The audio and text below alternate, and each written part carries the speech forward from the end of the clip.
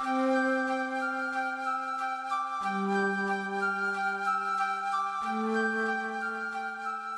19, for though I be free from all men, yet have I made myself servant unto all. For why? That I might gain the more, right? Paul was looking for gain for the Lord Jesus Christ. Notice 20. And unto the Jews I became as a Jew. Now that word Jew has to do with the people of Abraham who were under that law of Moses. He's going to clarify that in verse 20. Notice he says, to them that are what? Under the law. And at the time Paul wrote the book of 1 Corinthians, the temple was still there in Jerusalem. It hadn't been destroyed yet by Titus and the Romans, AD 70. Well, here, the Jews were still under that law. To them that are under the law, as under the law. What does that mean? Paul went through all the religious ceremonies. If you read the book of Acts, he's still going to the temple the 3 times a year, Pentecost, all that stuff, to gain some Jews.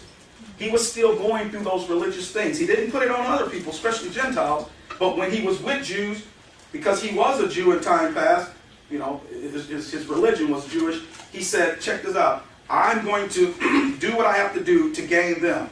So when he was in their presence, he did Jewish things. Read the book of Acts. People say, why did Paul circumcise in the book of Acts?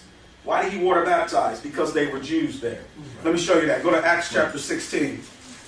So don't let people, you know, when we talk about water baptism is not a requirement, they're going to say, wait, but the Apostle Paul baptized, right? They're going to throw that one out there. Go to Acts 16.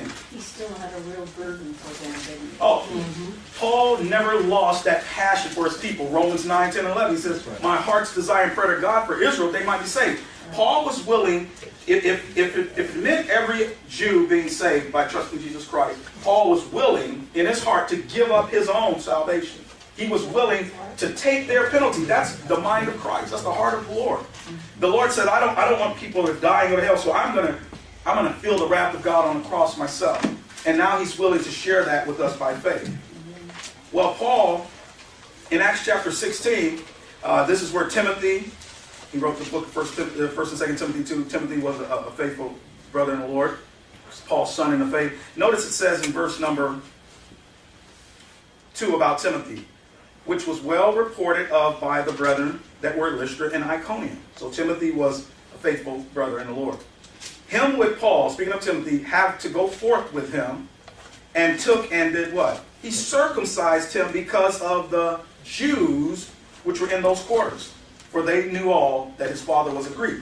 And because Timothy had Jewish blood, and he didn't want to be a stumbling block to the Jews in the quarters there in the parts, the Greek father didn't have Timothy circumcised, but Paul had him circumcised, so it would be a stumbling block for those Jews.